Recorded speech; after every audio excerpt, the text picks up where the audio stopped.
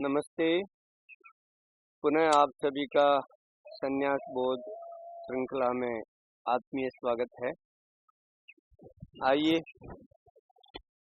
फिर एक बार हम पूज्य साध्वी देवप्रिया जी से संवाद करते हैं।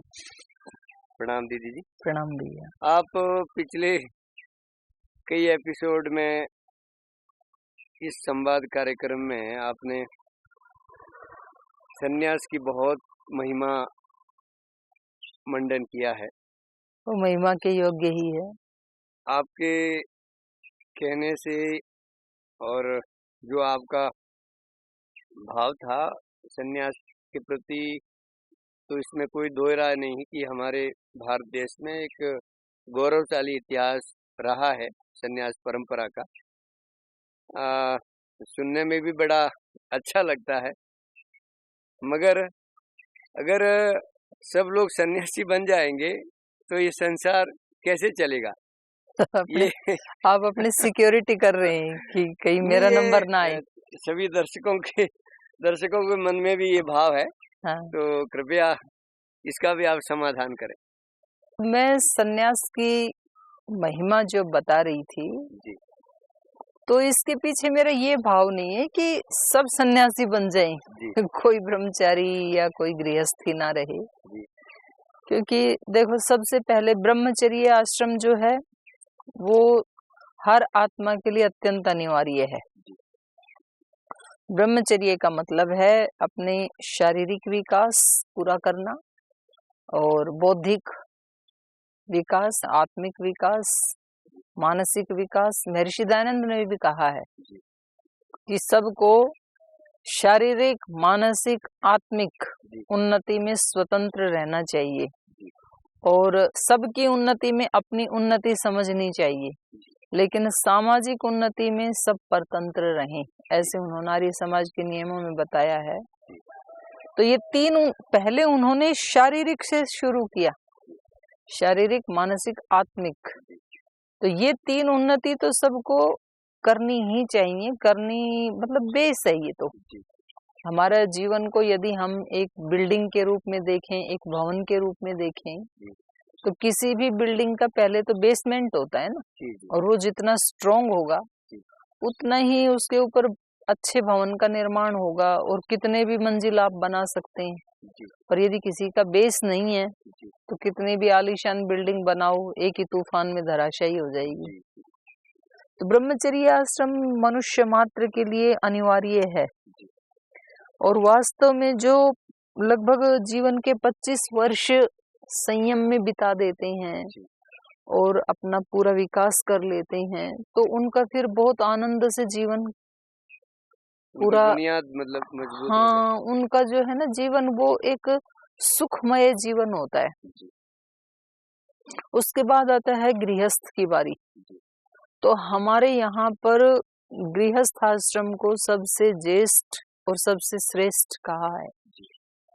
वो इसलिए कहा है क्योंकि जैसा आपने भी पूछा, और ये सत्य भी है, और सांख्य दर्शन में भी कपिल ऋषि ने ये कहा है कि सब कभी भी मोक्ष को प्राप्त नहीं कर सकते, संन्यास को प्राप्त नहीं कर सकते। तो आज तक ही ऐसा नहीं हुआ, ये संभव ही नहीं है, आगे भी ऐसा नहीं होने वाला है, प्राचीन काल में भी ऐसा नहीं हुआ। वो तो कुछ आत्माएं होती हैं जो उस तरफ जिनका रुझान होता है। गीता में भी कहा, हजारों मनुष्यों में से कोई एक मनुष्य ऐसे सोचता है कि मैं इस मार्ग पर चलूं, फिर वो जो चलने वाले हजारों लोग हैं उनमें से कोई एक व्यक्ति ऐसा होता है जो वास्तव में उसको प्राप्त कर पाता है। वरना चलते तो बहुत हैं, फिर कुछ कदम चल के उलट खड़ा जाते हैं या छोटी मोटी उपलब्धि को प्राप्त करके वो संतुष्ट हो जाते हैं। बिल्कुल सूर्य की तरह से चमकना और सारी की सारी आत्मा की जो शक्तियां हैं उनको अभिव्यक्त कर देना, ये तो बहुत कम लोग होते हैं निश्चित रूप से। बाकी 99% लोग तो गृहस्थाश्रम इसी मार्ग से जाते हैं, प्रेय मार्ग से। दो मार्ग है ना, श्रेय मार्ग और प्रेय मार्ग। कठोपनिषद में यम आचार्य ने नचिकेता को उपदेश देते हुए इन दो मार्गों का बहुत सुंदर वहां वर्णन किया है। श्रेय मार्ग का मतलब है कि ऐसा मार्ग जो श्रेष्ठ है, देखने में वो प्रिय नहीं लगता है, बड़ा कठिन लगता है, वो बड़ा बोरिंग सा लगता है। और दूसरा है प्रेय मार्ग, देखने में बहुत प्रिय लगता है। जैसे व्यक्ति गृहस्थ में प्रवेश करता है तो बैंड बाजे बजते हैं, नई नई ड्रेस पहनाई जाती है, आभूषण दिए जाते हैं, लेकिन वो बाद में उसके जीवन का बैंड बाजा बज जाता है थोड़े दिन के बाद। तो उसको कहा प्रेय मार्ग। स्टार्टिंग में प्रेय लगता है, लेकिन रिजल्ट है उस जीवन को जीते जीते व्यक्ति मृत्यु को प्राप्त करता है। किसी गृहस्थी व्यक्ति का आप बचपन का फोटो देखो, जिस दिन गृहस्थ में प्रवेश किया था युवा अवस्था में, उस दिन का फोटो देखो, और अंतिम में 85 साल का फोटो देखो, तो आपको पता लग जाएगा कि यात्रा कहाँ से शुरू हुई थी और कहाँ खत्म हो गई है। और इधर ये जो श्रेय मार्ग वाला है, जो ब्रह्मचारी है या सन्यासी है, इसका बचपन का फोटो देखो, फिर जब इसने सन्यास की या ब्रह्मचर्य की दीक्षा ली थी तो आपको ऐसा दुबला पतला सा, सामान्य सा, कृशकाय सा ऐसा व्यक्ति दिखेगा। और फिर इसकी 85 साल की फोटो देखो तो एक ब्रह्म तेज। इस श्रेय मार्ग पे चलने वाले व्यक्ति का सौंदर्य दिन प्रतिदिन बढ़ता चला जाता है, और प्रेय मार्ग वाले व्यक्ति का सौंदर्य दिन प्रतिदिन घटता चला जाता है। इसके हाथ में अंत में लगती है मृत्यु, प्रेय मार्ग पे चलने वाले व्यक्ति को। श्रेय मार्ग पे चलने वाले व्यक्ति को इस यात्रा के अंत में मिलता है अमृत। मोक्ष तो भी कहते हैं। हाँ, वही अमृत है, मोक्ष कहो, दुखों से मुक्ति को, कुछ भी उसको नाम दें।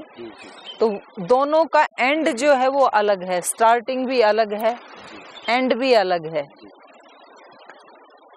जो सन्यासी हैं, आप महर्षि दयानंद का चेहरा देखो, आप पतंजलि ऋषि का देखो, गौतम कपिल कणाद का कहीं चित्र मिल जाए तो उनका देखो, और वर्तमान में भी जैसे हमने श्रद्धेय स्वामी सोमानंद जी महाराज, जो हमारे गुरुजी के भी गुरुजी थे नूरगढ़ आश्रम में, या आज हम डोमेट आश्रम में श्रद्धेय स्वामी चंद्र स्वामी जी का चेहरा देखते हैं, तो एक बच्चे जैसा लावण्य है उनके चेहरे पे, सुकोमलता है। तो ये इस श्रेय मार्ग का एंड है, सौंदर्य बढ़ता जाता है दिन दिन। ये साधक जब इन्होंने साधना शुरू की तब उतने ज्यादा सुंदर नहीं थे, ये सामान्य थे, पर जैसे जैसे बढ़ता है तो उनका वो तेज जो है वो अभिव्यक्त होता जाता है। तो दो मार्ग हैं, इसमें 99% लोग तो प्रेय मार्ग पे चलने वाले हैं, और 1% मुश्किल से श्रेय मार्ग का आश्रय लेते हैं। तो इसलिए जो काम 99% लोग करते हैं, तो निश्चित रूप से उसके बारे में ज्यादा वर्णन शास्त्रों में है। तो गृहस्थ आश्रम को हमारे यहाँ बहुत श्रेष्ठ आश्रम माना है और ज्येष्ठ भी माना है। और गीता में भी ना भगवान कृष्ण ने वहां पर पूछा अर्जुन ने कि आप मेरे को ये बताइए, कभी आप ज्ञान योग की बात करते हैं, कभी कर्म योग की, कभी भक्ति योग की, तो आप सबसे श्रेष्ठ किसको मानते हैं? तो वहां भी उन्होंने यही कहा, तपस्वीभ्यो अधिको योगी ज्ञानीभ्योपि मतोधिक कर्मेभ्यश्चापि अधिको योगी तस्मात् योगी भव अर्जुन।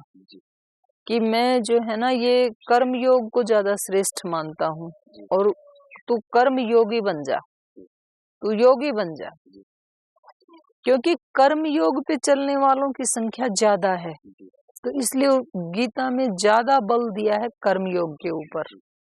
कर्म के बिना तुम रह नहीं सकते हो, तो तुम ये कर्म किस तरह करना चाहिए इस ट्रिक को सीख लो। एक कला है ये, कर्म करें और कर्म के फल के प्रति आसक्ति बिल्कुल ना हो। तो ये एक ट्रिक है जीवन जीने की, एक कला है, ये कुशलता है ये। तो जो गृहस्थ आश्रम है वो यही आश्रम है, कर्मयोग का आश्रम है। अब बाकी के जो तीनों आश्रम हैं, ब्रह्मचारी कहाँ से आएंगे? गृहस्थ से ही आएंगे। गृहस्थी गृहस्थ में है ही। वानप्रस्थी कहाँ से आएंगे? गृहस्थ से ही आएंगे। और सन्यासी भी कहाँ से आएंगे, क्योंकि डायरेक्ट सन्यासी बनने वाले तो 1% है, बाकी 99% जो सन्यास परंपरा है वो कहाँ से आएगी, वानप्रस्थ ही बाद में सन्यासी बनेगा। तो जितना अच्छा और जितने उच्च भाव वाला और जितने पवित्र और सात्विक भाव वाला गृहस्थी होगा, ये तीनों आश्रम उतने ही सुदृढ़ होंगे। इसलिए हमारे ऋषियों ने 16 संस्कारों की पावनी परंपरा हमारे सामने रखी कि ये है तरीका।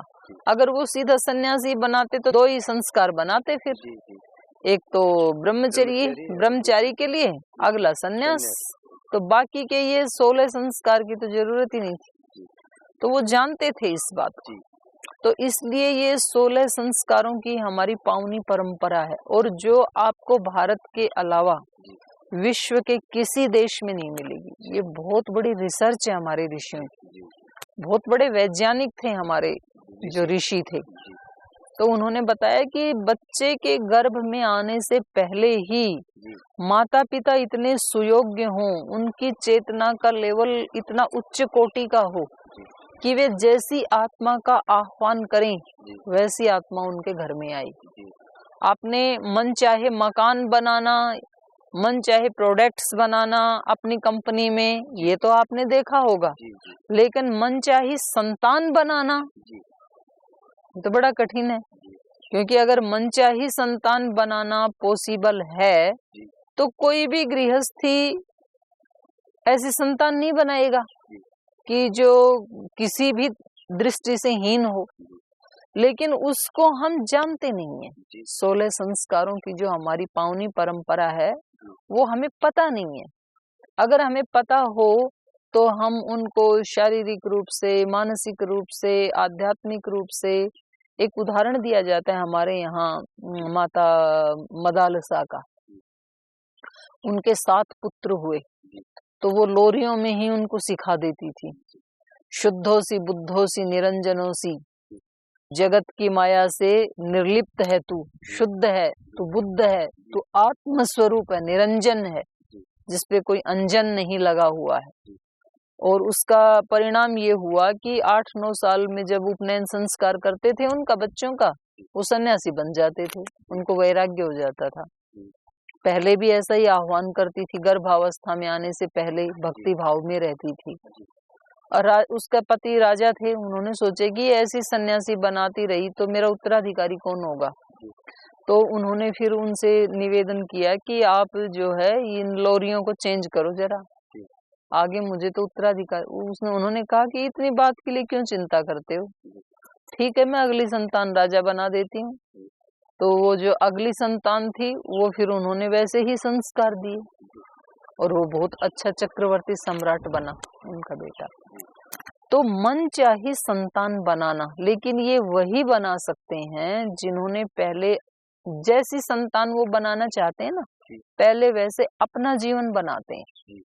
सब चाहते हैं कि हमारी संतानें बहुत संयमी हो, तो पहले माता पिता संयमी बनते हैं, गृहस्थी संयमी बनते हैं। सब गृहस्थी चाहते हैं हमारी संतानें झूठ ना बोलें, चोरी ना करें, बहुत बुद्धिमान हों, तेजस्वी हों। तो उसके लिए वो स्वयं पहले गायत्री आदि मंत्रों का जाप करते हैं, 1-1 करोड़ मंत्रों का जाप करते हैं, और वो स्वयं व्यायाम करते हैं, प्राणायाम करते हैं, सात्विक आहार लेते हैं। ऐसी तैयारी से संतानें पैदा की जाती हैं और तब वो सदगृहस्थ बनते हैं। तो उस गृहस्थ के लिए हमारा ये नहीं कहना है कि वो गृहस्थी ना बने, सन्यासी बन जाएं, क्योंकि वो गृहस्थ में रहते हुए भी सन्यासी जैसे ही होते हैं। मात्र वो सृष्टि को बढ़ाने के लिए, संतान उत्पत्ति के लिए मात्र अपने ब्रह्मचर्य का खंडन करते हैं, बाकी सब समय में वो ब्रह्मचर्य पूर्वक ही जीते हैं, बहुत उच्च चेतना में जीते हैं गृहस्थी। तो उसका गृहस्थ का मतलब निरादर करना, ये मेरा सन्यास का महिमा मंडन करने से ये अभिप्राय नहीं था कि भाई सब सन्यासी बने। ऐसे गृहस्थी होने ही चाहिए। अभी हमारे यहाँ पर एक शिविर लगा था, दिव्य दिव्य संतति के लिए स्वामी जी ने आह्वान किया कि भाई हम ऐसे कुछ लोगों को चुनना चाहते हैं जो लगभग बच्चे के गर्भ में आने से 1 वर्ष पहले ऐसी साधना करें, और उनको कुछ स्वामी जी ने नियम भी दिए, उनको रोजाना कितना व्यायाम करना है, कितना प्राणायाम करना है। स्वामी जी कहते हैं कि जो बच्चों ने शादी की है और यदि वो स्वस्थ नहीं है तो जब तक वो पूर्ण स्वस्थ ना हो जाएं तब तक उनको संतान पैदा नहीं करनी चाहिए, नहीं तो संतान भी रोगी पैदा होगी। तो किसी ने मेरे से पूछा, क्योंकि वो दंपत्ति शिविर था तो उसमें मेरे को गृहस्थ की ही महिमा का मंडन करना था, तो मैं बड़े उसको, और ये मतलब केवल महिमा मंडन करने के लिए नहीं, ये हकीकत है। तो मैं उस दिन गृहस्थ आश्रम की श्रेष्ठता के ऊपर बात कर रही थी, तो किसी ने मेरे से प्रश्न पूछा वहां पर कि यदि ये आश्रम इतना ही श्रेष्ठ है तो आपने क्यों नहीं उसको अपनाया, आपने क्यों उसका परित्याग किया? तो मैंने कहा मेरा तो ऐसा प्रारब्ध था, मेरे पीछे के संस्कार ऐसे ही थे, इसलिए मैंने उसको नहीं अपनाया। तो उन्होंने कहा कि ये तो फिर हमारा भी प्रारब्ध हो सकता है।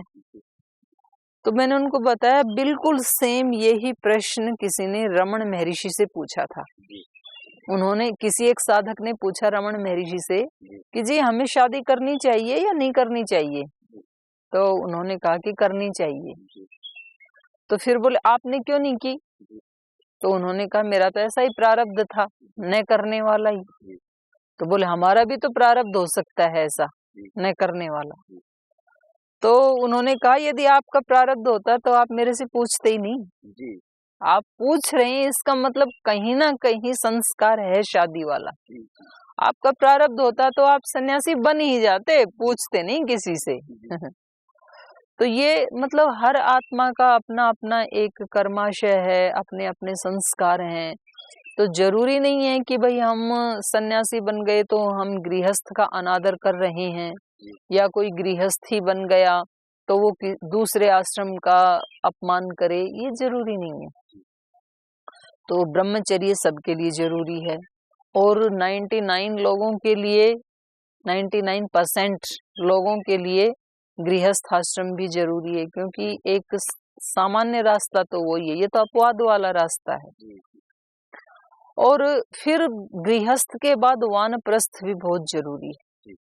तो व्यक्ति को जब उसके बच्चों की शादी हो जाए और बच्चे को भी बच्चा हो जाए तो उसके बाद घर में नहीं रहना चाहिए।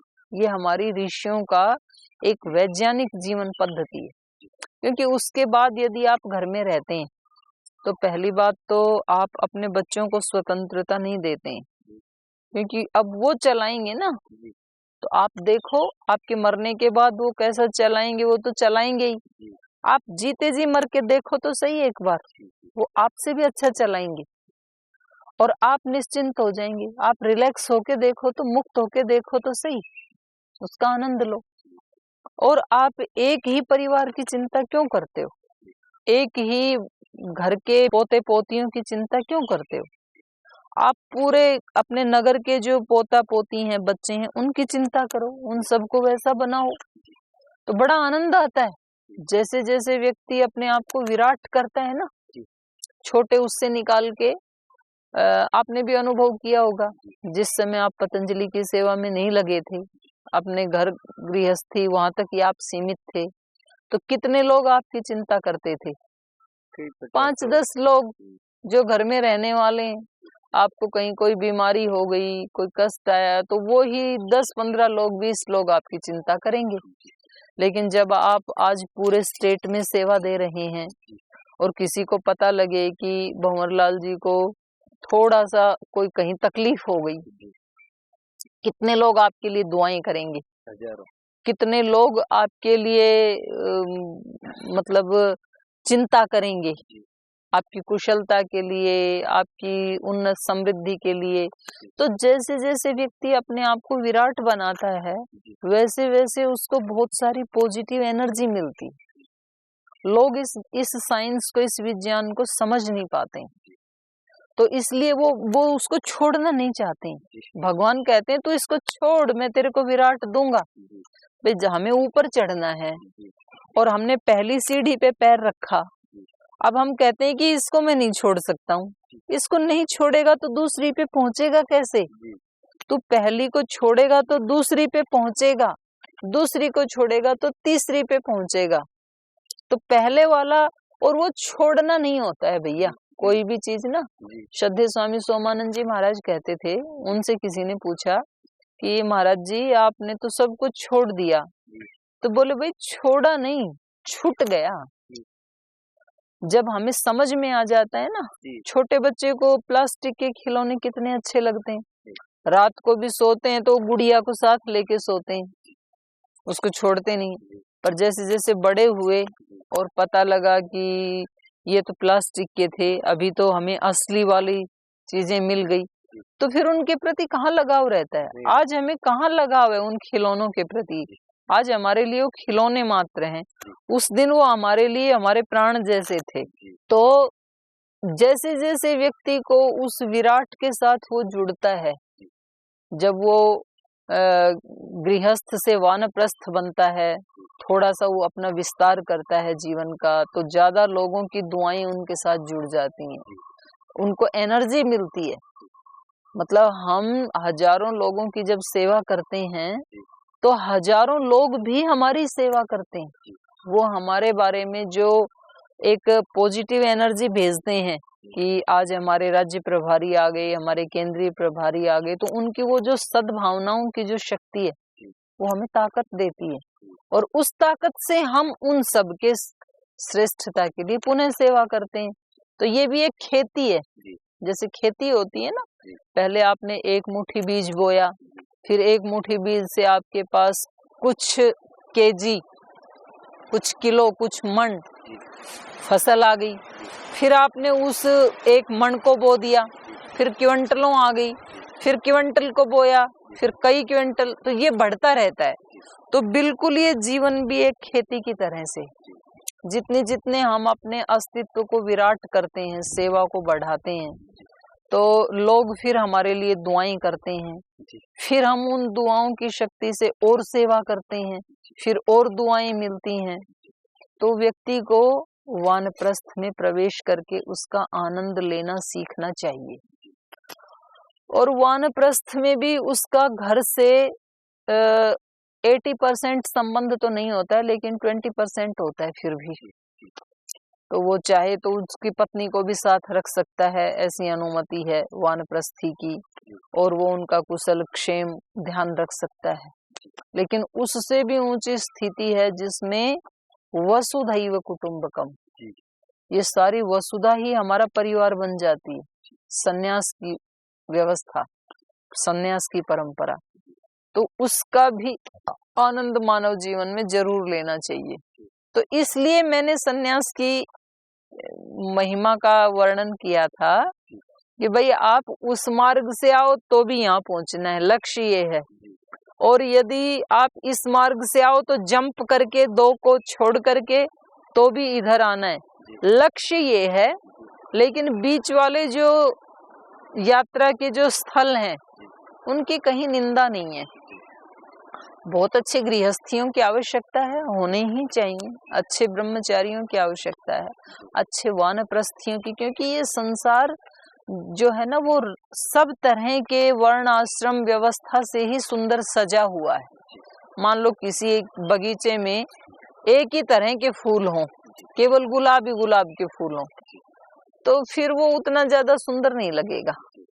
अब उसमें गुलाब के भी फूल हों, कमल के भी फूल हों, गेंदा के भी फूल हों, सदाबहार के भी फूल हों, यहाँ तक कि घास के भी छोटे छोटे फूल हों, तो उनका अपना एक सौंदर्य बनता है फिर बगीचे का। तो संसार में सब तरह के मनुष्य हैं और सब तरह की वर्ण आश्रम व्यवस्था है, चारों वर्ण आश्रमों की हमारी व्यवस्था है, सब अपने अपने कार्य में लगे हैं। तो इन चारों को मिला के संसार का सौंदर्य बना है। तो मेरा ये अभिप्राय नहीं था कि सब सन्यासी बन जाएं, और मेरा अभिप्राय हो तो बनने वाले भी नहीं है, क्योंकि आज तक ऐसा नहीं हुआ। सभी सन्यासियों ने, ऋषियों ने बड़ी महिमा गाई अध्यात्म की, लेकिन सब व्यक्ति ऐसे नहीं होते हैं, सबके संस्कार अलग अलग हैं। तो आप इस बात की चिंता ना करें, आप सिक्योर हैं, तो सब अपनी अपनी जगह में है, ऐसा हमारा मानना है। बहुत बहुत धन्यवाद दीदी जी, आपने हमारी शंका का समाधान कर दिया और हमारे दर्शकों के मन में भी, जिन जिन के मन में ये शंका थी, मुझे लगता है उसका समाधान हो गया है। हाँ। अभी और एक शंका का मैं समाधान आपसे चाहूंगा कि जैसा कि आपने अभी बताया कि भाई कुछ लोगों का ही चयन परमात्मा भी करता है कि उनके माध्यम से ये अध्यात्म यात्रा आगे बढ़े, इस परंपरा या हमारी ऋषि परंपरा को वो आगे बढ़ाएं, इसलिए वो कुछ लोगों का चयन भगवान करते हैं और वो भगवान के यंत्र बन भगवान करके तो देखो सबका चयन करते हैं जी पर किसका कहाँ किस काम के लिए चयन करते हैं जी जी वो एक अलग बात है। जी जैसे मान लीजिए कि जो गृहस्थी हैं उनका चयन क्या भगवान ने नहीं किया, जी उनका चयन भी भगवान ने ही किया है। जी ऐसा नहीं है कि केवल सन्यासियों का चयन तो भगवान ने किया जी और बाकी छोड़ दिए ऐसे ही उनके भाग्य के भरोसे, जी ऐसा नहीं है। जी उन्होंने हर आत्मा का चयन किया है जी क्योंकि वो बहुत एक ज्ञान की पराकाष्ठा वाली शक्ति है, जी अत्यंत ज्ञानी है, वो ज्ञान की पराकाष्ठा है। जी तो वहाँ योग दर्शन में कहा है, सांख्य में, सही सर्वविद सर्वकर्ता, और यहाँ योग दर्शन में उसके लिए कहा तत्र निरतिशय सर्वज्ञ बीजम, जी उस ईश्वर में सर्वज्ञता का पराकाष्ठा है, वो सब कुछ जानता है, उसको पता है कि किस आत्मा को मुझे कहाँ रखना है, किन परिस्थितियों में रखना है, इनका उद्धार कैसे हो सकता है। क्योंकि देखो जैसे मैंने बताया कि सबको सन्यासी बनने की आवश्यकता नहीं है और सब बनते भी नहीं है, तो कुछ लोगों को बड़ा रिलैक्स लगता है, चलो ये इतनी महिमा मंडन कर रही थी, लेकिन तो भी उनमें भी वो कहते हैं कि जी हम यद्यपि हमारी ऐसी जिम्मेदारियां हैं कि हमें रहना तो घर में पड़ता है, बाल बच्चों को भी देखना है, बिजनेस को भी देखना है, खेती को भी देखना है, लेकिन उद्धार तो हम भी चाहते हैं, वो भी चाहते हैं कि हम भी इस मानव जीवन को प्राप्त करके इसका जो अंतिम चरम लक्ष्य है वो तो हर आत्मा की डिमांड है। देखो एक जो नाटक होता है ना मंच के ऊपर, उसमें रोल सबके अलग अलग होते हैं।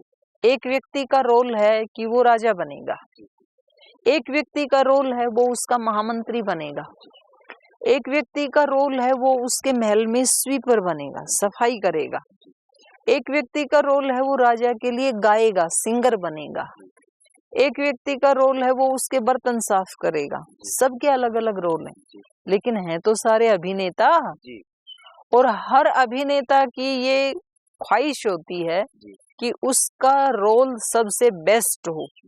तो बेस्ट रोल करने का जो अवार्ड है इस वर्ष का वो मुझे मिले, भले ही मैंने झाड़ू लगाने का रोल किया। तो ये सारा संसार तो ईश्वर का एक ड्रामा है, एक रंगमंच है ये पृथ्वी तो, और यहाँ सब अपना अपना रोल प्ले कर रहे हैं। गृहस्थी अपना रोल कर रहा है, सन्यासी अपना कर रहा है, ब्रह्मचारी अपना कर रहा है, सब अपने अपने में लगे, लेकिन है तो सारी आत्मा ही। तो जो आत्मा की जो एक डिमांड है अपने सोर्स से मिलने की, वो सबकी एक ही है। रोल बेशक अलग अलग हैं, पर जो मूल डिमांड है सबकी वो एक ही है कि मुझे अवार्ड मिले, मैं उसको प्राप्त करूं, मुझे अंतिम खुशी मिले। तो यहाँ गृहस्थ की या अमीर की, गरीब की, पूंजीपति की, सबकी एक ही ख्वाहिश है कि उसको अंतिम सुख मिले। तो अब बात ये आती है कि भाई हम उन जिम्मेदारियों का निर्वहन करते हुए उसे कैसे प्राप्त करें। सन्यासी तो कर लेगा, ठीक है, उसके ऊपर तो कोई जिम्मेदारी नहीं है, हम कैसे करें, क्योंकि करना तो हमें भी है। तो इसका मैं ऐसे समझती हूँ, और ये हमारे ऋषियों ने भी ऐसा ही माना है कि उसको प्राप्त करने के लिए कोई वस्त्र विशेष की या कोई बाह्य कर्म विशेष की बहुत ज्यादा महत्ता नहीं है। कोई भी कर्म करते हुए और किसी भी स्थान पे रहते हुए और किसी भी वर्ण आश्रम में रहते हुए हम उसे प्राप्त कर सकते हैं। ये ठीक है, यद्यपि देखो कपड़ों की भी अपनी एक महिमा होती है, ड्रेस की अपनी एक महिमा है। एक व्यक्ति सुबह सुबह जंगल में जो है ना वो पेड़ काट रहा था, तो दूसरा व्यक्ति आया, उसने कहा भाई पेड़ क्यों काट रहे हो, पहले ही इतना प्रदूषण हो रहा है, पेड़ तो लगाने चाहिए और सरकार इसके लिए इसको अपराध मानती है, तो तुम पेड़ मत काटो। उसने कहा भाई साहब आप आगे चलो, आपको क्या पता हमारे जीवन में क्या दिक्कतें हैं, हमें लकड़ी बेच के हम अपना गुजारा करेंगे, ये उपदेश आप किसी और को देना, आप आगे चलो। उसने सुना ही नहीं। वो व्यक्ति था पुलिस वाला, नहीं सुनी उसकी बात। वो व्यक्ति अपने कमरे में गया, अपनी यूनिफॉर्म पहन के आया, हाथ में डंडा लेके आया। वो दूर से दिखा, ये व्यक्ति भाग गया, पेड़ काटना छोड़ दिया इसने। तो ये है यूनिफॉर्म की महिमा। तो कपड़ों की भी अपनी महत्ता है, ऐसा नहीं है कि कुछ भी हम पहने और ऐसा नहीं है। ड्रेस की अपनी महत्ता है, लेकिन ड्रेस से भी ज्यादा महत्ता है हमारे अंदर की, हमारे विचार की, भाव की, आचरण की। हो सकता है कि कोई व्यक्ति, अब रावण ने भी सन्यासी के कपड़े तो पहने थे, लेकिन सन्यासी का आचरण तो नहीं किया, तो वो सन्यासी की तरह से उस प्रतिष्ठा को प्राप्त तो नहीं हुआ, अपयश को ही प्राप्त हुआ। तो अगर कोई इतने ऊंचे ड्रेस पहन करके भी वैसा आचरण यदि नहीं करता है, तो उस सुयश को वो कभी प्राप्त नहीं कर पाएगा। और यदि कोई व्यक्ति वो ड्रेस ना पहन करके भी वैसा आचरण करता है, तो उसको सुयश मिलेगा।